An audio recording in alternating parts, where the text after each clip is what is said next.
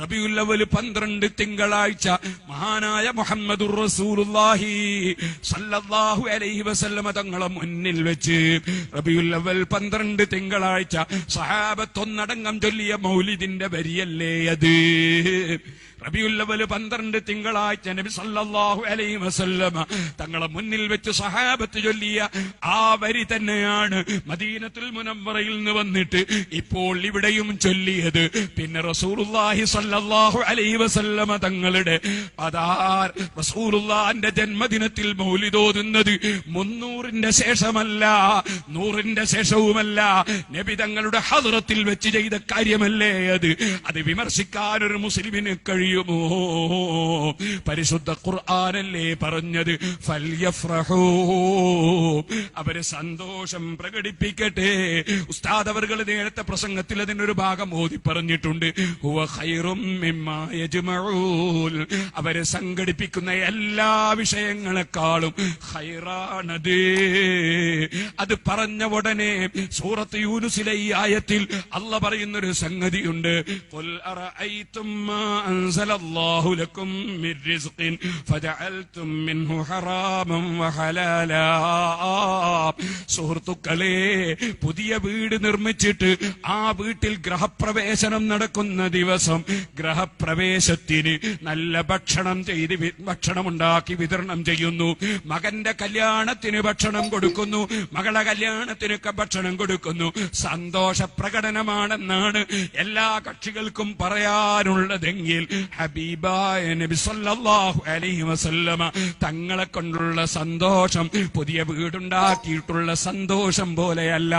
എത്ര വലിയ കൊട്ടാരം പണിതവരും ആ കൊട്ടാരത്തിൽ ഒരു ദിവസം മയ്യത്ത് കട്ടിലേക്ക് കയറണം, ഖബറിൽ പോയി കിടക്കണം.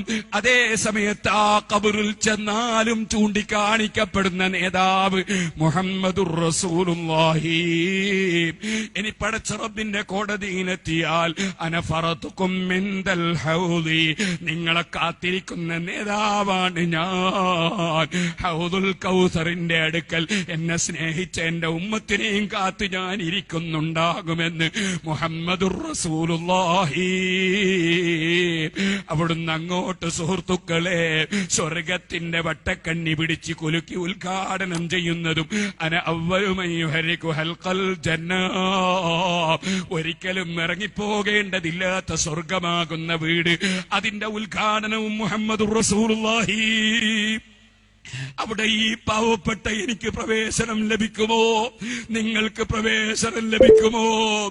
എല്ലാവരും അതിൽ ഭയത്തിലാണെങ്കിൽ മനസ്സിന്റെ ഉള്ളിൽ പ്രതീക്ഷയുള്ള ഒരേ ഒരു വിഷയം ഇമാം ബൂസിരി തങ്ങൾ ചൊല്ലിയതുപോലെ, യാ അക്റമൽ ഖൽഖി മാലിമൻ നലുദു ബിഹി സിവാക ഇൻദ ഹുലൂലിൽ ഹാദിസിൽ അമീമി വലൻ യളിഖ റസൂലല്ലാഹി കബി ഇദൽ കരീമു തജല്ല ബിസ്മി മുന്തഖിമി. റബ്ബിന്റെ കോടതിയിൽ ഹബീബായ നബി സല്ലല്ലാഹു അലൈഹി വസല്ലമ തങ്ങളെ ശഫാഅത്ത് കൊണ്ട് രക്ഷപ്പെടുമെന്ന് ചിന്തിക്കുന്ന നമ്മെ സംബന്ധിച്ചിടത്തോളം അവിടുത്തെ ജന്മത്തിലുള്ള സന്തോഷം പോലെ ഒരു വീട് നിർമ്മിച്ച് താമസിക്കുമ്പോഴില്ല, മകന്റെ കല്യാണത്തിനില്ല, മകളെ കല്യാണത്തിനില്ല. ആ സന്തോഷത്തിന്റെ പേരിൽ നല്ല ഭക്ഷണം വെച്ച് മുഅ്മിനീങ്ങൾ വിതരണം ചെയ്യുമ്പോ അത് ഹറാമാണെന്ന് പറഞ്ഞു നടക്കുന്നവരില്ലേ? അവരെ നെഞ്ഞിലേക്ക് റബ്ബിന്റെ ചോദ്യം വരുന്നു. മഹാനായ നബി സല്ലല്ലാഹു അലൈഹി വസല്ലമ തങ്ങളെ കൊണ്ട് സന്തോഷം പ്രകടിപ്പിക്കണമെന്ന് പറഞ്ഞ ഉടനെ അല്ലാഹ് പറയുന്ന വാക്ക് ഖുൽ, പറയൂ നബിയേ, എതിരാളികളോട് പറയൂ, അറഅയ്തും മാ അൻസലല്ലാഹു ലക്കും മിർ റിസ്ഖിൻ, അല്ലാഹു നിങ്ങൾക്ക് ഇറക്കി തന്ന അഥവാ പടച്ചു തന്ന സൃഷ്ടിച്ചു തന്ന ഭക്ഷണം, ഫജഅൽതും മിൻഹു ഹറാമൻ വഹലാലാ, അതിൽ ചിലത് നിങ്ങൾ ഹലാലാക്കി. വീടുണ്ടാക്കിയിട്ട് സന്തോഷം കൊണ്ട് ഭക്ഷണം കൊടുത്താൽ ഹലാല്, നബിതങ്ങളുടെ ജന്മത്തിൽ സന്തോഷം കൊണ്ട് ഭക്ഷണം കൊടുത്താൽ ഹറാം. ഇങ്ങനെയല്ലേ പുത്തൻവാദിയുടെ ആശയം? ഈ ആശയത്തെ തന്നെയല്ലേ അല്ലാഹു തആല ചോദ്യം ചെയ്യുന്നത്? അതിൽ ചില ഭക്ഷണം നിങ്ങൾ ഹറാമാക്കി, ചിലത് നിങ്ങൾ ഹലാലാക്കി. ഖുൽ, ചോദിക്കൂ നബിയേ എതിരാളികളോട്, ആ അല്ലാഹു അതിനെലക്കും, അല്ലാഹ് നിങ്ങൾക്ക് സമ്മതം സമ്മതം തന്നതാണോ ഇതിന്? അതേ നബിദിനത്തിന്റെ ഭക്ഷണം ഹറാം, പുതിയ വീടുണ്ടാക്കിയിട്ട് അവിടെ കയറി താമസിക്കുമ്പോഴുള്ള ഭക്ഷണം ഹലാല് എന്ന് പറയാൻ നിങ്ങൾക്ക് അല്ലാഹ് സമ്മതം തന്നതാണോ? അം അലല്ലാഹി തഫ്തറൂൻ, അല്ലെങ്കിൽ അള്ളാഹുവിന്റെ പേരിൽ പച്ചക്കള്ളം കെട്ടിപ്പറയുകയാണോ എന്ന് റബ്ബ് ചോദിച്ചത് എല്ലാ മുബ്തദീന്റെയും നെഞ്ഞിലേക്കല്ലേ ഈ ഖുർആനിലെ ആയത്ത്. അല്ലാഹു ജല്ല ജലാലുഹു സന്തോഷമുള്ള സമയത്ത് ഭക്ഷണം കൊടുക്കാൻ, സന്തോഷമുള്ള സമയത്ത് ചെലവഴിക്കാൻ സ്വർഗത്തിൽ കിടക്കുന്ന മുഅ്മിനീങ്ങളെ ലക്ഷണമായി പറഞ്ഞതല്ലേ. ഉഇദ്ദത്തിൽ മുത്തഖീൻ, മുത്തഖീങ്ങൾക്കാണ് സ്വർഗം. അല്ലദീന യുൻഫിഖൂന ഫിസ്സറാഇ വല്ലറാഇ, സന്തോഷമുള്ള സമയത്ത് അവർ ചെലവഴിക്കുന്നു. വല്ലറാഇ, ബാപ്പ മരിച്ചാലും അവർ ഭക്ഷണം കൊടുക്കുന്നു, ചെലവഴിക്കുന്നു. അങ്ങനെ വിഷമമുള്ള സമയത്തും സന്തോഷമുള്ള സമയത്തും ഭക്ഷണം കൊടുക്കുകയും ചെലവഴിക്കുകയും ചെയ്യുന്നവർ സ്വർഗത്തിലാണെന്ന് അല്ലാഹ് പറയുമ്പോ നബി സല്ലല്ലാഹു അലൈഹി വസല്ലം തങ്ങളുടെ ജന്മത്തിൽ സന്തോഷം പ്രകടിപ്പിച്ച് ഭക്ഷണം നൽകുമ്പോൾ അത് ഹറാമാണെന്ന് പറയുന്ന കക്ഷികളുടെ നെഞ്ഞിലേക്ക് റബ്ബിന്റെ ചോദ്യം, അറഅയ്തും മാ അൻസലല്ലാഹു ലക്കും മിൻ റിസ്ഖിൻ, നിങ്ങൾ എന്നോട് പറയൂ എന്ന് പറയൂ നബിയേ, അല്ലാഹു നിങ്ങൾക്കുണ്ടാക്കി തന്ന ഭക്ഷണം ഫജഅൽതും മിൻഹു ഹറാമൻ വഹലാല, അതിൽ ചിലത് നിങ്ങൾ ഹറാമാക്കി, ചിലത് നിങ്ങൾ ഹലാലാക്കി. ഖുൽ അല്ലാഹു അദിന ലക്കും, അല്ലാഹ് നിങ്ങൾക്ക് ഇതിന് സമ്മതം തന്നിട്ടുണ്ടോ? അല്ലാഹയാണോ നിങ്ങൾക്ക് ഇതിന് സമ്മതം തന്നത്? അം അലല്ലാഹി തഫ്തറൂൻ, അല്ലെങ്കിൽ അല്ലാഹുവിന്റെ പേരിൽ പച്ചക്കള്ളം കെട്ടിപ്പറയുകയാണോ? അതേ സൂറത്ത് യൂനുസിൽ തന്നെ അല്ലാഹ് മറ്റൊരു സ്ഥലത്ത് പറഞ്ഞു, ഫമൻ അദ്ലമു മിമ്മൻ ഇഫ്തറാ അലല്ലാഹി കദിബാ, പടച്ചവന്റെ പേരിൽ കള്ളം കെട്ടിപ്പറയുന്നവനേക്കാൾ വലിയ അക്രമി ആരാണ്? ഔ കദ്ദബ ബിആയാതിഹി, അവന്റെ തെളിവുകൾ, അവന്റെ ഖുർആനിലുള്ള തെളിവുകൾ, മറ്റ് തെളിവുകൾ കളവാക്കുന്നവരെക്കാൾ വലിയ അക്രമി ആരാണ്? ഇന്നഹു ലാ യുഫ്ലിഹുൽ മുജ്രിമൂൻ, അത്തരത്തിലുള്ള ഒരു തോന്നിവാസികളും അവിശ്വാസികളും വിജയിക്കൂല.